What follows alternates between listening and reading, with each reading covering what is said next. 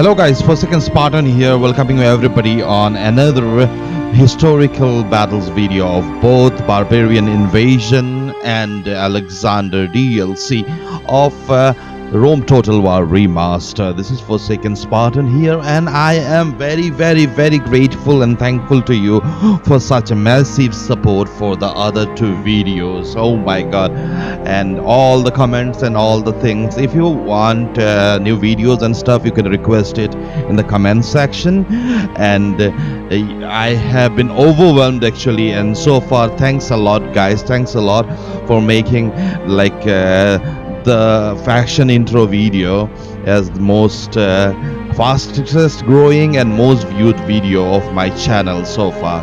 So on this note, I have added the whole Alexander DLC's all historical battle in this video, and trust me, watch it, it's awesome.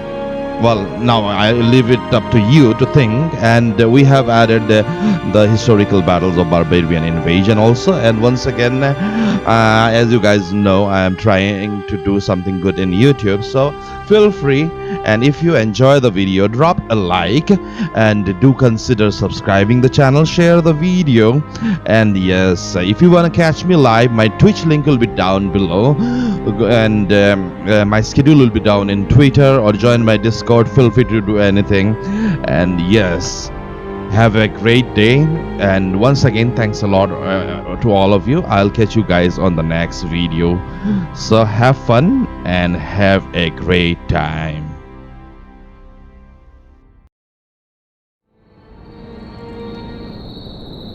Legend tells of Arthur and his knights.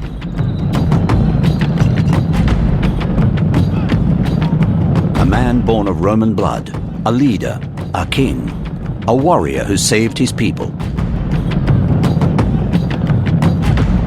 Having fought many great battles against the Saxons, Arthur rides towards the last battle at Badon Hill. By nightfall, he will be victorious, or his kingdom will have been snuffed out.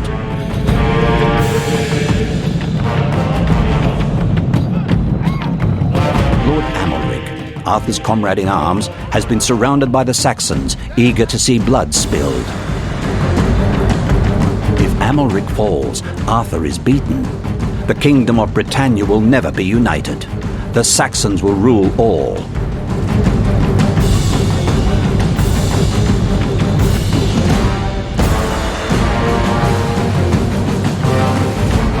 The Alemanni, Arthur's allies, have onagers to provide covering fire. Arthur must crush the Saxons on the opposite bank and ride hard to save Amalric. Death, destruction, and the axe are all that Arthur can expect if he fails.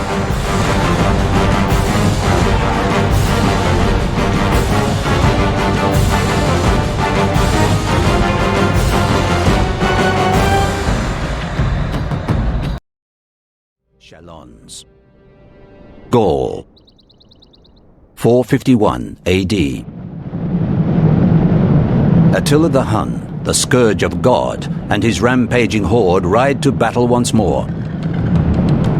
A burning swathe of destruction and misery is left in Attila's wake. Ahead lies the soft heartland of the Western Roman Empire, ripe for plunder. The whole of Western Europe is at his mercy. But the last true Roman and defender of Roman civilization bars Attila's path. Flavius Aetius commands a formidable Roman force. A host of heavy cavalry prepares to strike hard, while heavy infantry provides the backbone to his army. And carriage ballistae prepare to strike from distance.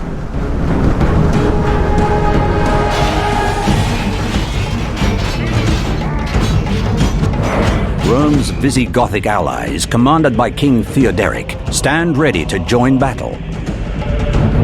Attila is expert in the ways of war. He knows the value of high ground to an army. Every wood is a place from which to release his hidden troops in ambush. The storm crows circle overhead. The hour has come.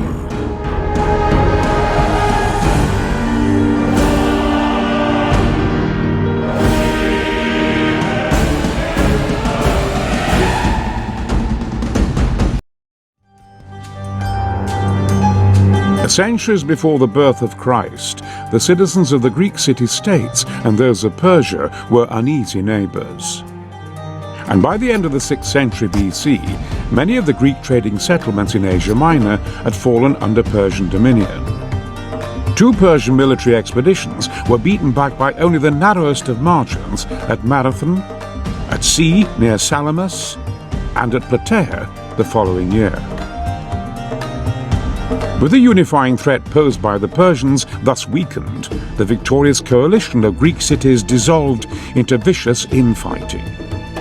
Meanwhile, Philip II of Macedonia was building a powerful modern army with more heavily armoured phalanx and heavy cavalry for mobility.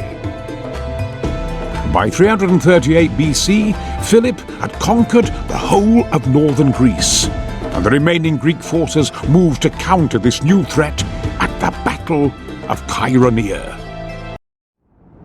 It is 338 BC, and relations between the cities of Greece and the Kingdom of Macedon have broken down. Philip, King of Macedon, is on the move south and means to bring the cities of Athens and Thebes to heel. Assembled against him on the plains of Chaeronea are the combined forces of the Athenian and Theban armies. Among their numbers are the dreaded Theban Sacred Band, an elite corps of 300 spearmen. Philip knows that their very presence on the battlefield will strike terror into the hearts of his men.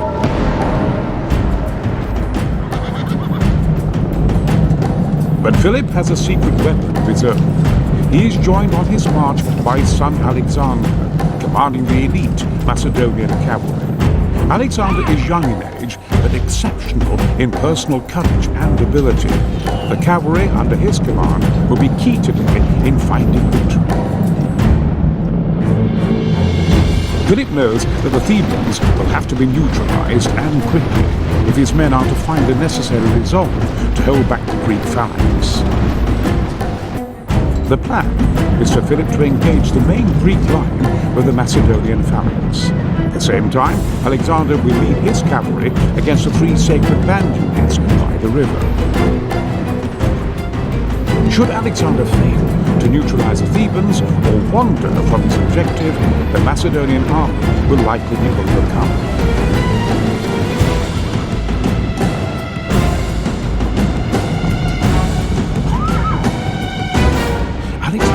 Find a way to defeat the sacred band with his cavalry if his father and country are to taste victory today. Having crushed Greek resistance at Chaeronea, Philip installed himself as the head of the League of Corinth.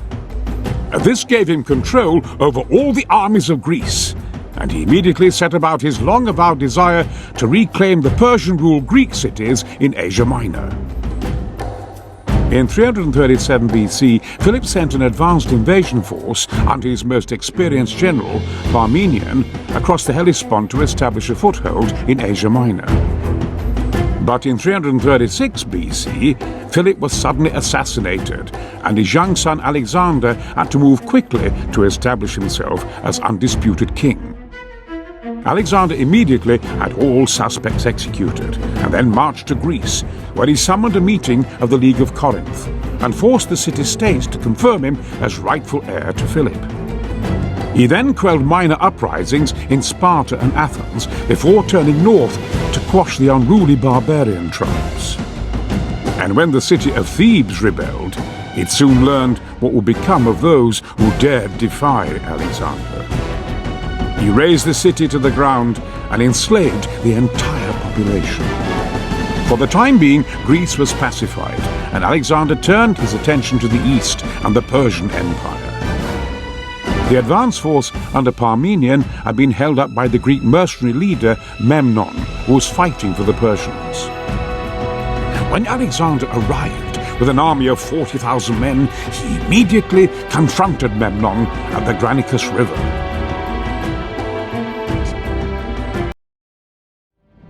It is late in the day as a Macedonian army approaches the river Granicus.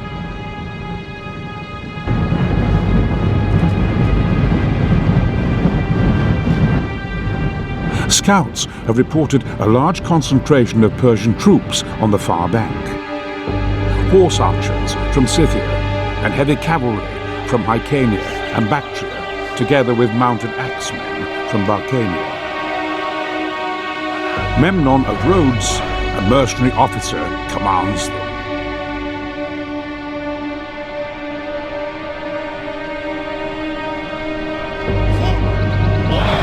He has chosen the battle site well.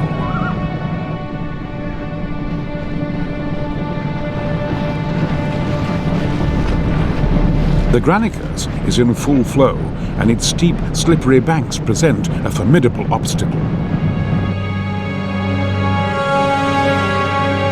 The Persians seem confident that Alexander will not try an attack so late in the day.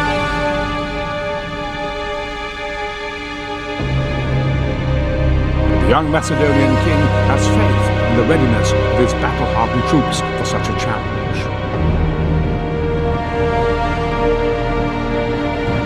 His phalangists provide a stable if slow-moving platform, their soft flanks guarded by the more mobile Hydaspes.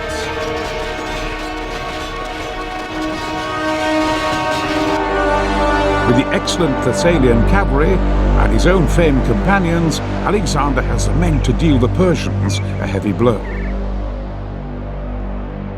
His destiny balanced on a sword's edge, Alexander prepares to sound the advance.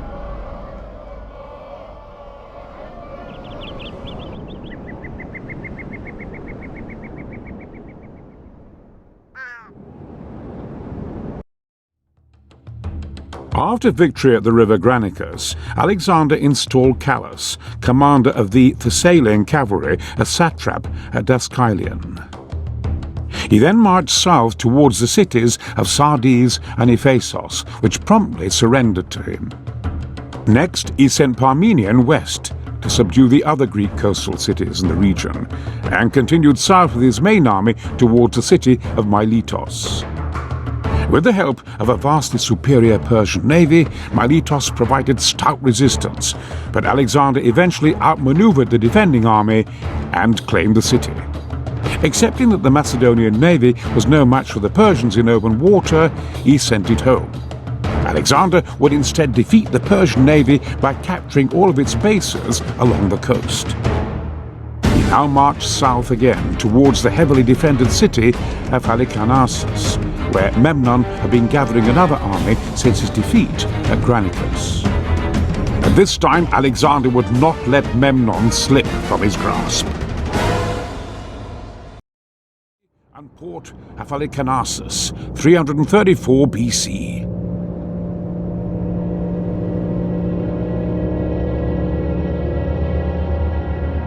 With many Persian survivors from the defeat at Granicus regrouping within the strong walls, this could be a bloody encounter. Alexander is keen to avoid a lengthy siege, which would slow the impetus of his onslaught against the Persians. A determined assault against the walls by his Hydaspes will allow his heavier troops access to the town itself. Resistance should crumble once the town center is taken.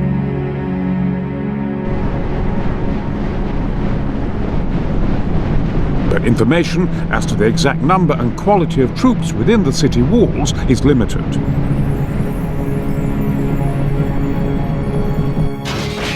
Spearmen and archers have been sighted on the walls, including Persian immortals who wield both spear and bow. There is also evidence of fodder having been gathered for a number of horses.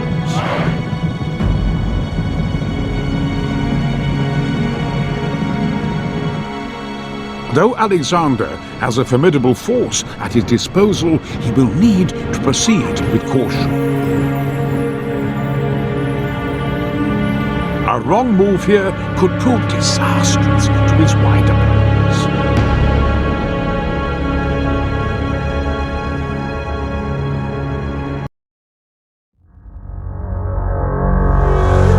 The taking of Halicarnassus gave Alexander an opportunity to consolidate his gains and to prepare for the trials which lay ahead.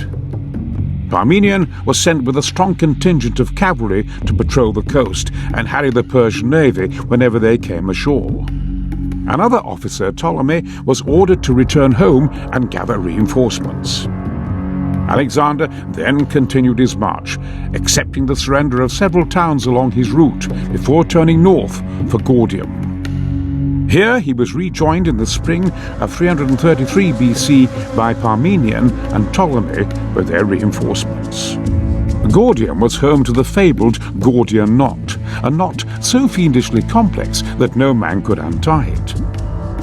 In typical style, Alexander slashed it with his sword, declaring that it did not matter how the knot was undone, only that it was.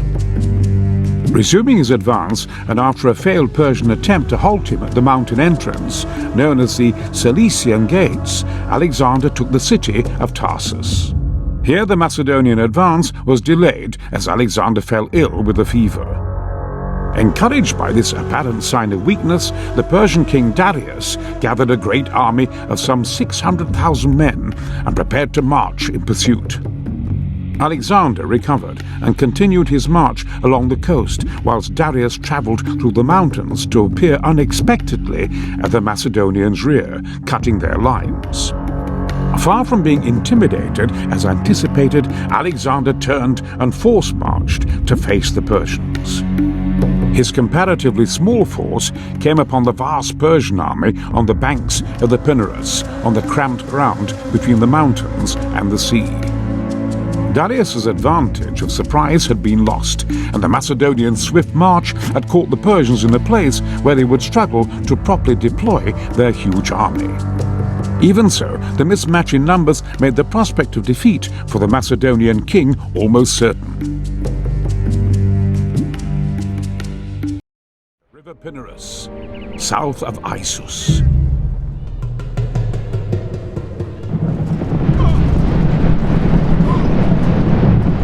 With the Persians in his rear, Alexander faces a seemingly impossible task.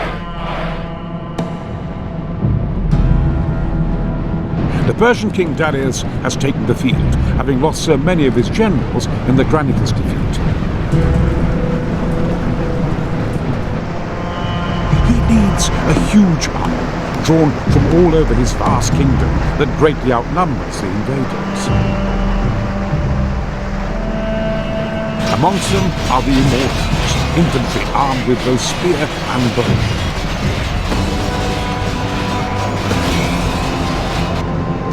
There are also units of heavy cavalry from Bactria, mercenary Greek heavy infantry, and bowmen from Mardin.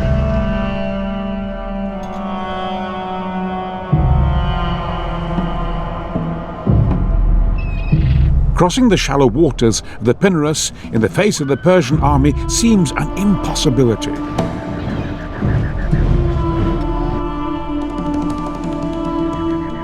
But Alexander is a shrewd commander.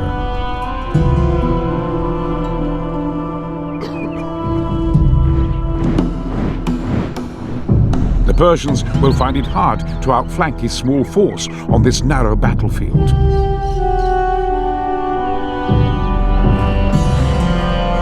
And the keystone of their morale is their king.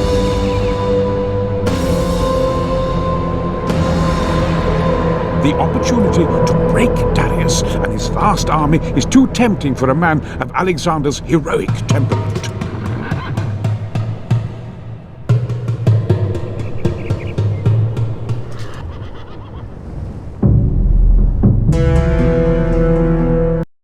Darius fled the wreck at Issus, heading east for the river Euphrates. And so Alexander resumed his strategy of capturing the coastal cities of the eastern Mediterranean. As the Macedonians headed south towards Egypt in 332 BC, they accepted the surrender of several Phoenician cities, including Damascus. The well-defended island city of Tyre did offer some resistance, but eventually fell when a mole was constructed to link it to the mainland.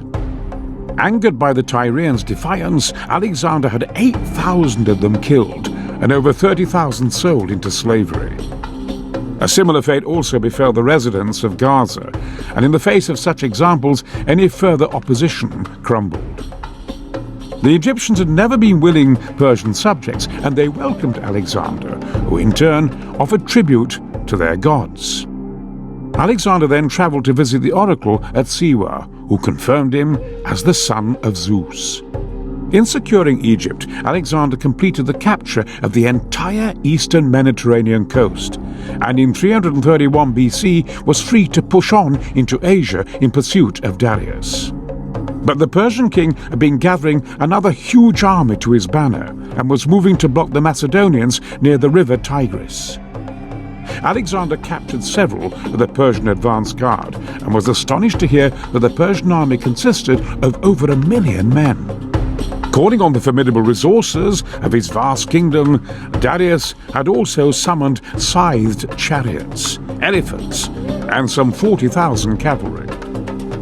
He had also learned the painful lessons from Isis and set about deploying his troops near the village of Gaugamela on a wide plain where he could fully exploit the advantage in numbers. Undaunted as ever, Alexander marched with his men through the night to attack on the morning of October the 1st, 331 BC. It is 331 BC. Alexander's campaign against the Persian Empire is now in its third year and has brought the young king many victories. Alexander continues to lead his army deep into unfamiliar Middle Eastern territory. He is still only 25 years old. His scouts have brought him reports of a Persian force close by.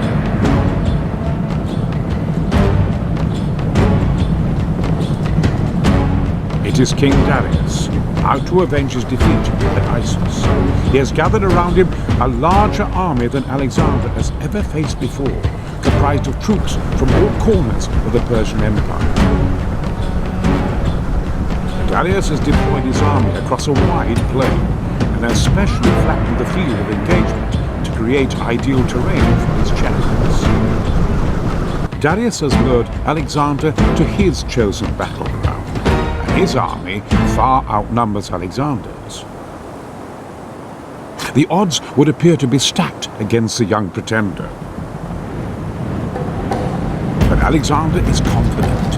He knows his troops are superior. He has a plan to exploit the weaknesses of both the Persian army and its commander. Alexander suspects that Darius lacks personal courage and knows that the superstitious Persian troops are unlikely to continue to fight on without their king.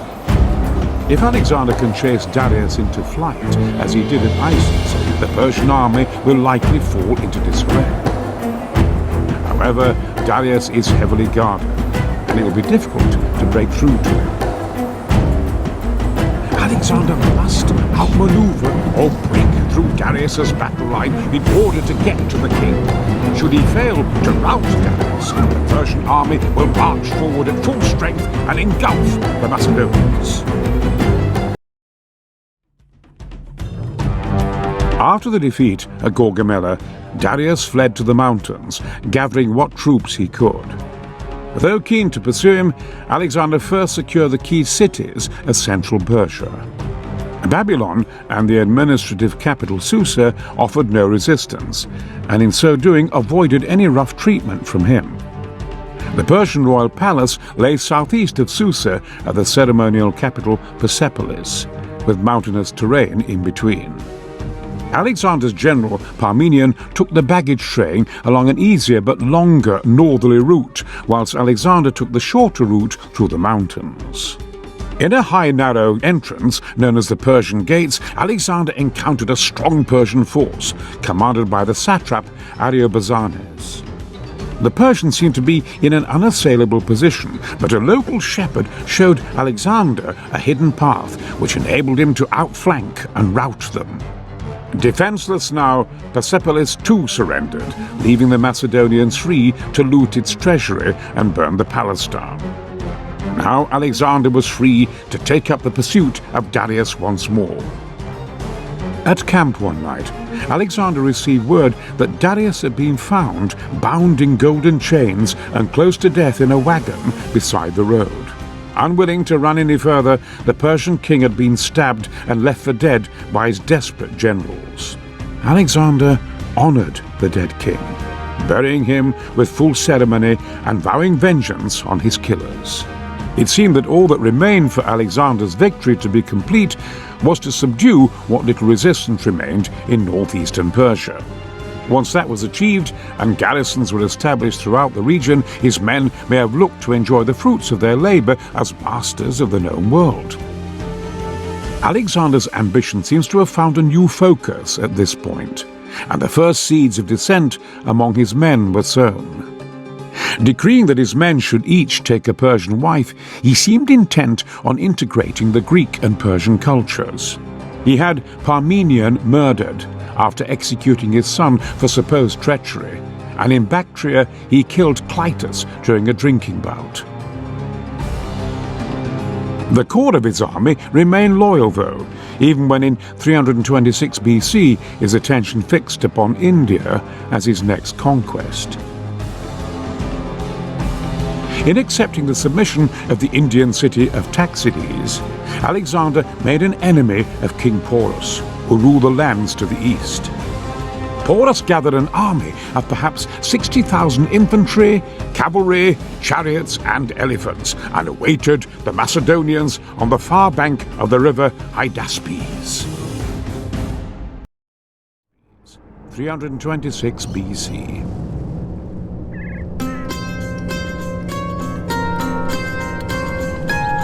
Having conquered the Persian Empire, Alexander persuades his battle-weary army to march deeper into Asia.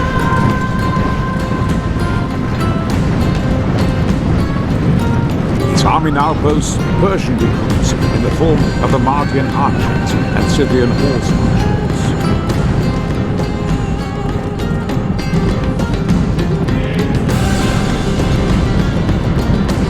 The way into India is barred by the river Hydaspes, and King Porus guards the river with a huge army.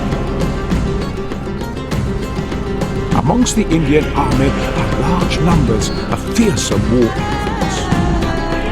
Alexander knows that his army cannot possibly break through such a formidable defense.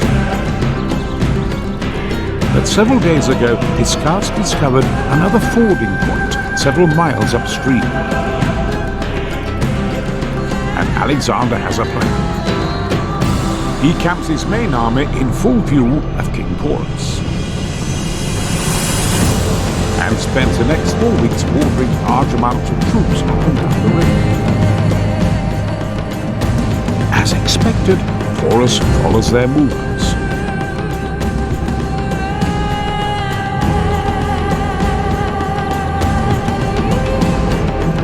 Eventually, the Indians grow complacent and ignore the Macedonians. Alexander is now ready to lead a large force across the unguarded ford and take the fight to Porus.